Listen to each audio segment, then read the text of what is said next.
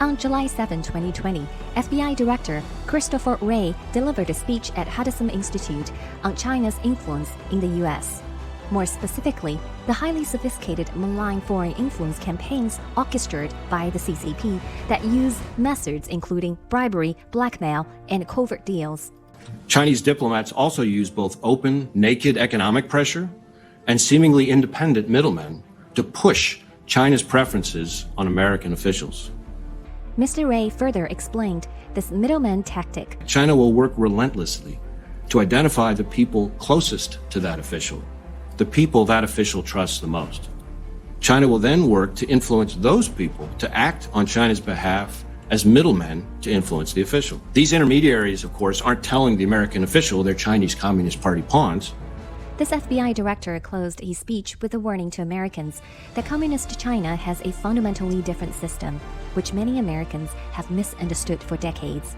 There is a distinction between the government and the presiding political party, between civilian and military sectors, and between the state and the private sector in the West. But these distinctions that Americans take for granted are almost non-existent in Communist China. The CCP will use an all-tools and all-sectors approach to carry out its diverse campaign of theft and malign influence. Wray's views coincide with those expressed by retired General Robert Spalding in his new book, War Without Rules, which aims to explain the military book titled Unrestricted Warfare, authored by two CCP colonels in 1999.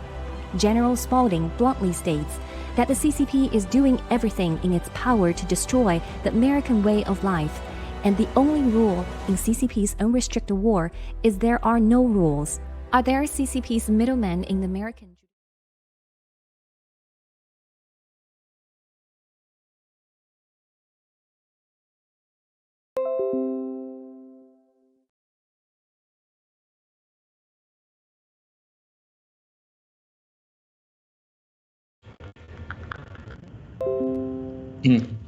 Okay. Good morning, good afternoon, and good evening. Welcome to the CCP Reality Check special series. This is the episode 10, and I'm your host, David Starwatcher. Together with me tonight is our co-host, Nancy. Nancy? Hello, everyone. I'm your co-host, Nancy, from New Federal State of China. It's Washington, D.C. farm. Glad to join David tonight. I'm also from the New Federal State of China, Washington, D.C. farm. Without further ado, we're going to looking into the update of Mr. Miles Guo's bankruptcy case, and we are going to, from this scope, to see how the CCP is infiltrating the United States judicial system. But before that, I would like to read a disclaimer, which is required. So this video is for educational and informative purposes only. We are dedicated to share with you what is really happening in China and to try our best to verify information used. Jointly, we fight back CCP propaganda. We highly value your independent research, critical thinking, and comments from the CCP Reality Check team. Now we are going to move on. So now this is a start. We are going to look into these two documents tonight. Document number 728, which is also the order from the court, is the 37 million security deposit for Lady May concerning on that subject.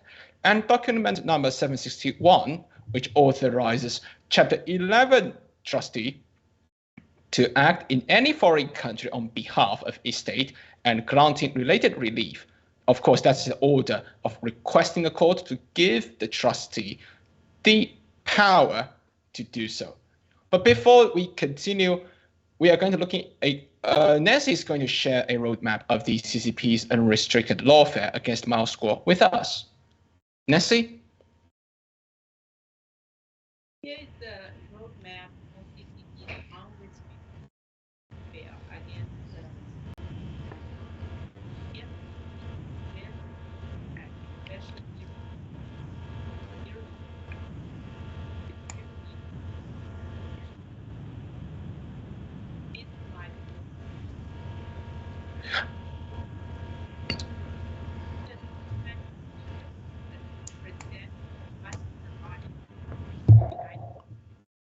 We have no intention to attack any individual. Let's move to the update on CCP's ongoing bankruptcy case against Miles Guo.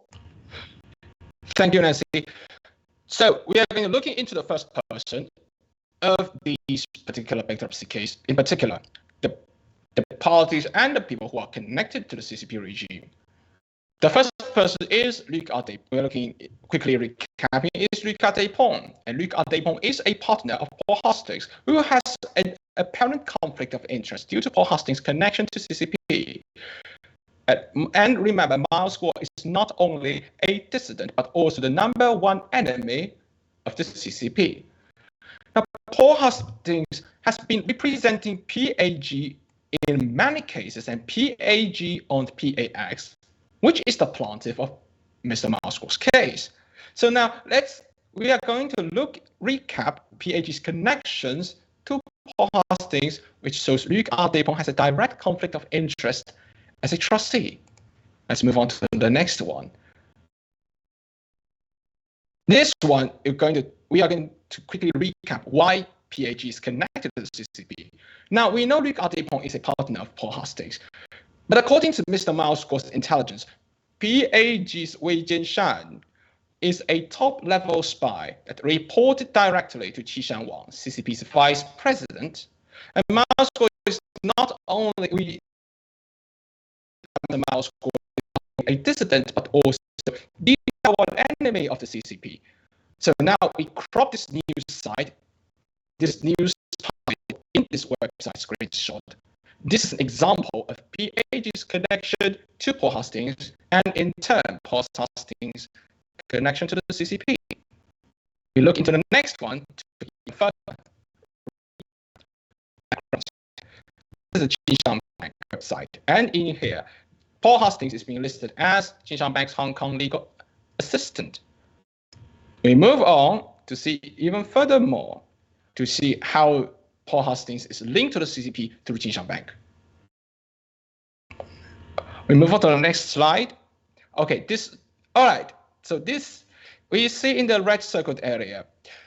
It's called the Harvest Fund Management, and it's funny that no one but Bruno Wu. Bruno Chong Wu is a registered FARA agent, which means he's a spy of the CCP. And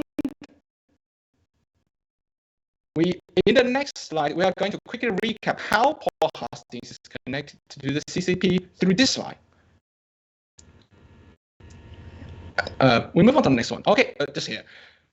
The Paul Hastings is linked to is providing service for Qishan Bank, and Qishan Bank is having Harvest Fund as one of its major shareholders. And Bruno is a CCP spy, and he is the one who founded the Harvest Fund. So that means Paul Hastings is linked to Qishan Bank, and in turn linked to Harvest Fund, and then Harvest Fund is controlled by Bruno Wu. So that means Paul Hastings has direct interest connection to the CCP, and therefore Luc Despins' connection to CCP is obvious. Now we are going to looking into the order 728 as we finish the recap. So we are going to looking into this particular one, which is linked to what we call the security deposit of the ship. In the red circled area, it says that the Hong Kong International Fund Investments Limited, by and through its undersigned counsel, hereby moves pursuant to paragraph 11 of this court's stipulated order, compelling HK International Fund Investments USA Limited LLC to transport and deliver that certain yacht, the Lady May, to issue an order establishing the repair reserve in an amount sufficient to pay the estimated cost of the service and maintenance necessary to restore the Lady May to good working order. Its support thereof HK USA respectfully represents as follows. Now, this, to summarize it up about this particular security deposit part, is a $37 million security deposit from HKUSA, and this deposit was frozen before it may sell back to New York City. Now, we may have back in New York City, PX the precondition of this deposit ever establishing a maintenance fund, which is the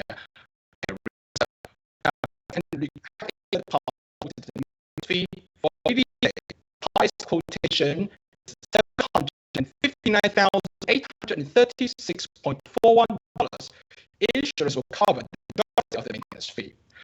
PAX, PAX and creditor committee refused to offer a quote for the repairing fund, which the court approved in motion to 7 to 8. But instead, we will see PAX and creditors demanded to have the ship repaired before establishing the maintenance fund.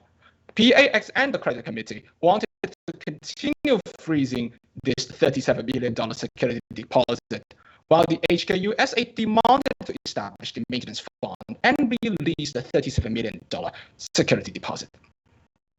So we're going to look into what does this quotation of $759,000 contains. In here, we move on to the next one, next slide. Let's see. Okay, now we got the quotation on the screen. So the valve service is around $207,000. The bowl painting is around $23,000. The bilge board replacement is around $2,400. The starboard engine service is $425,000, and the insurance deductible will be $101,000. It will be tallied up to $759,836.41. So that is the highest quotation. So now the biggest problem is we see that the $37 million security deposit was not released. I mean, the moment they, before the repairment fund is being established. So why does that $37 million security deposit was not released the moment Lady May was back to New York on August 11th? Let's see. Yeah, that's a very good question. Let's look into the details of the $37 million security deposit. On to the next page. Here is the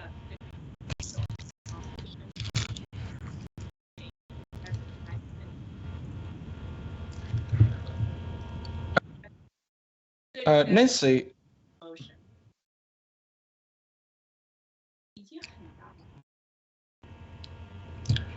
motion.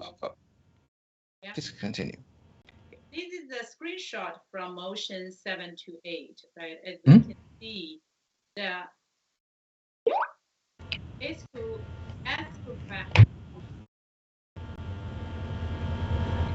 actually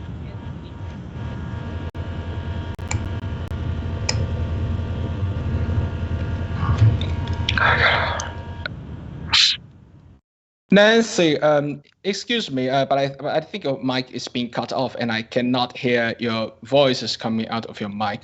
Okay, our dear viewers, please be patient. We are dealing with a certain technical difficulties here. Nancy, can you hear me? Oh, okay, that's good. Continue, please. The escrow, so we're looking at, in front of us, we're looking at the screenshot, motion 7 to 8, which was granted by the judge earlier, regarding to the security fund for Lady May, the $37 million. So the background of these $37 million security fund, the escrow fund hearing from HKUSA performance under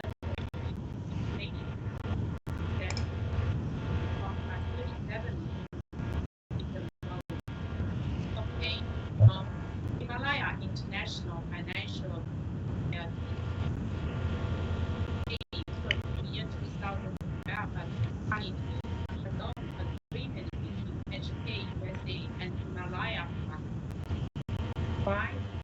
into a lie that the Himalaya loan should increase at the rate of 3% per month, equal about 1.1 million per month. So the interest for these 37 million loans daily cost 36,000, and then the delay on the fees happens delay of the max when the motion provided by the interest total 470.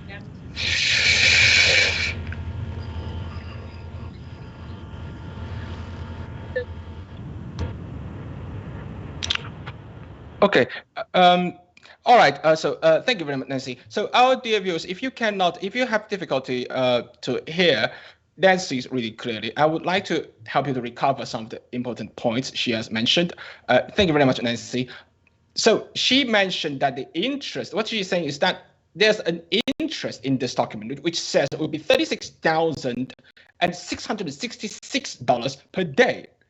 So now a total of $436,666 worth of interest have been accrued in merely, it's in 13 days from August 11th to August 24th. And that the PA, she also mentioned that PAX wanted to maximize the interest payment that the HKUSA has to pay. And Luc Despins, what he is doing is that he is siding with he is actually choosing to use the CCP's, the way the CCP dealing with a lot of things, which basically means they want to take Mr. Miles Guo and make Mr. Miles Guo and his family to pay as much as the CCP could ask for, simply because Mr. Miles Guo is against the CCP regime.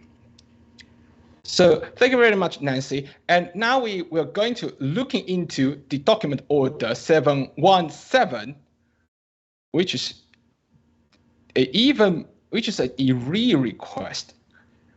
So inside this entire circle, it says that it is an order pursuant to Bankruptcy Code section 3635215411108 and 1505 8, confirming that Chapter 11 trustee holds all of debtors' economic and corporate governance rights in debtor-controlled entities, B, authorizing Chapter 11 trustee to act in any foreign country on behalf of estate, and C, granting related relief.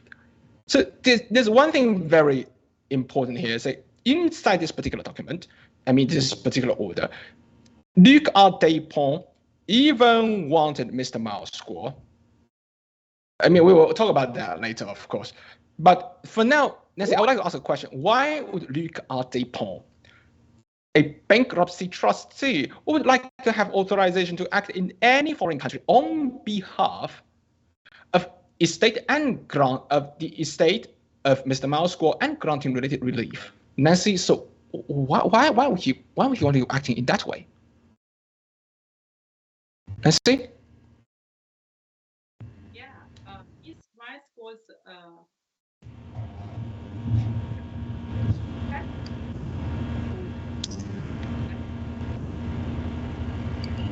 Go on. Okay, Nancy, I want to confirm that if your microphone is still working properly. Oh, if that's the case, if that is the case, Nancy, can you continue now? Is your microphone working in order? Okay, let me try. Can you all hear me? Yes, very clear. Thank you. Sorry, I apologize for the technical difficulties on my microphone. I don't know what happened. So these are the motions that we might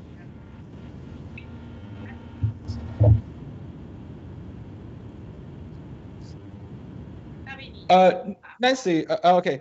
Nancy, I'm terribly sorry. I mean, dear viewers, there's a serious technical difficulty that is being developed right now. That every time Nancy, our co-host, try to share some of her viewpoints, that entire microphone is being cut off. I don't know for what reason. Probably, I don't know for what reason. Probably because of the hacker from the CCP. But at this point, Nancy, thank you very much. But I might have to help our audience viewers to see what is going on. Nancy is trying to share with us that Mr. Miles Guo's lawyer has requested to postpone the 7173 motion, and the judge granted it. With the motion 761 was then filed to replace the motion number 717.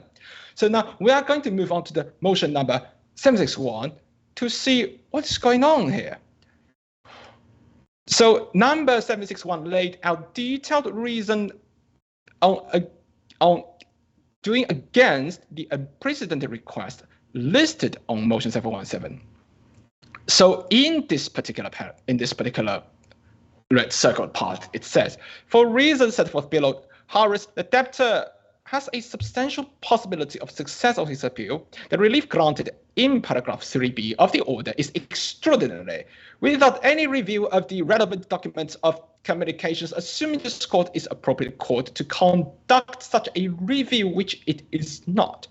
Court is compelling the disclosure of documents and communications that are privileged under the law of the United Kingdom in connection with an action pending in the United Kingdom. Paragraph 3b of the order was not the subject of any motion filed by the trustee, and the trustee has cited no authority in support of the extraordinary relief granted therein. The court did not issue a decision in connection with the order, so that there is no written explanation for the relief granted in paragraph 3b of the order. So now we have a big question here. Why would Luc Despins, a trustee in a bankruptcy case, would require Mr. Miles Guo to abandon his attorney-client privilege? That is not under the governance of the U.S. jurisdiction, but under the United Kingdom's jurisdiction governance. Nancy, can you share some of the things with us? Yeah, I hope you all can hear me okay now. Good for now. Okay, great. So right, let's look into the background of the Luc Despins ask on motion that was dismissed by judge on 717. Right, the order is asking the debtor, Mr. Miles Guo, and Miles Guo's British lawyer to provide information regarding to the UBS case, which has no connection to the bankruptcy case. And the lawyer to attorney-client human rights privilege. And the UBS case was under the law and the presidency of the United Kingdom, not the US, not even in the United States. Why would Luc be interested in getting access to a lawsuit in the United Kingdom that has no connection to Mr. Miles Guo's bankruptcy case? Right, the logic is so familiar to us. CCP always trying to give up all of their privileges and families. Nancy, can you just say the last point about what CCP always demands what? I mean, yes, it seems like a very important part, but there's a little bit of the technical difficulty.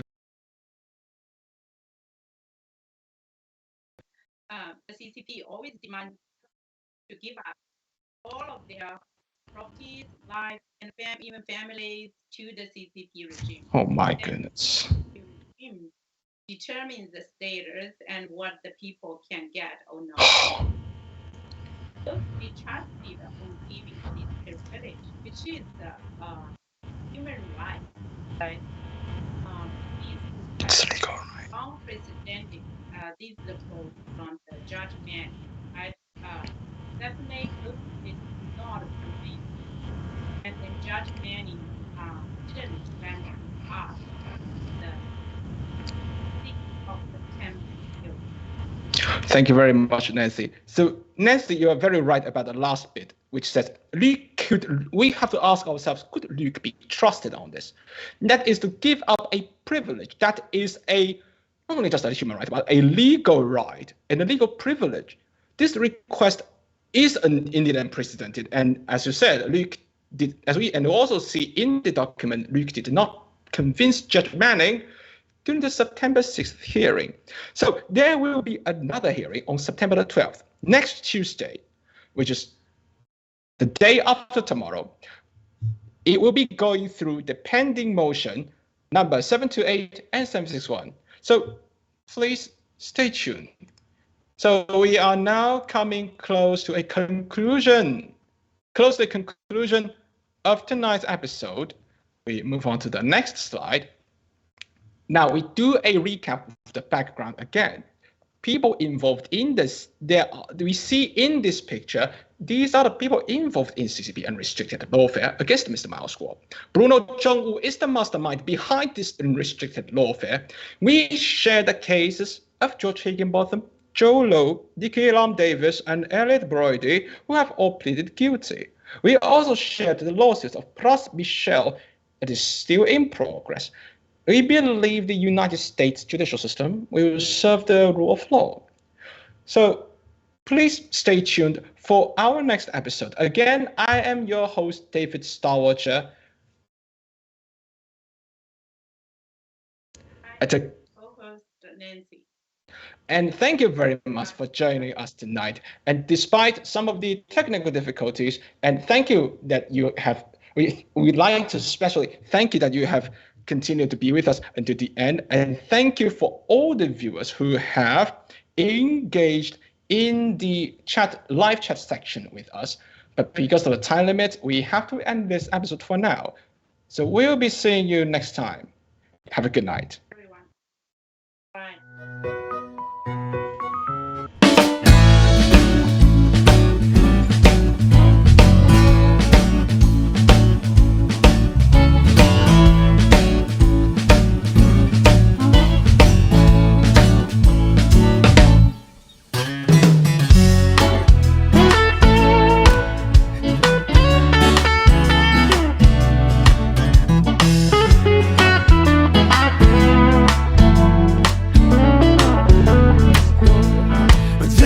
Gotta stop, enough is enough. I can't take this BS any longer. It's gone far enough. You wanna claim my soul, you'll have to come and break down this door. I knew that something was going on wrong when you started laying down the law. I can't move my hands, I break out in sweat. I wanna cry, can't take it anymore. This has gotta stop, enough is enough. I can't take this BS any longer. It's gone far enough. You wanna claim my soul, you'll have to come and break down this door. I've been around a long, long time, seen it all, and I'm used to being free. I know who I am, try to do what's right, so lock me up and throw away the key. This has gotta stop, enough is enough. I can't take this BS any longer. It's gone far enough. You wanna claim my soul, you'll have to come and break down this door.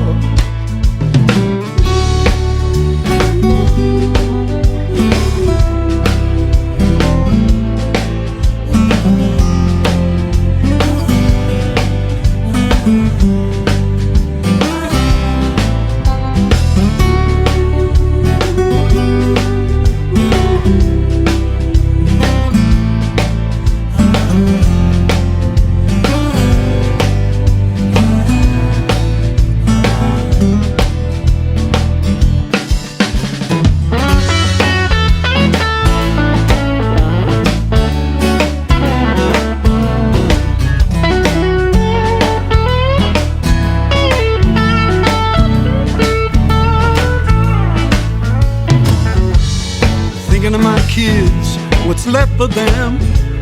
then what's coming down the road? The light in the tunnel could be the southbound train. Lord, please help them with the load. This has gotta stop. Enough is enough.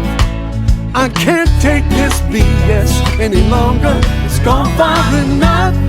You wanna claim my soul? You'll have to come and break down this door. This has gotta stop. Enough is enough. I can't take this BS any longer. It's gone far enough. You wanna claim my soul? You'll have to come and break down this door.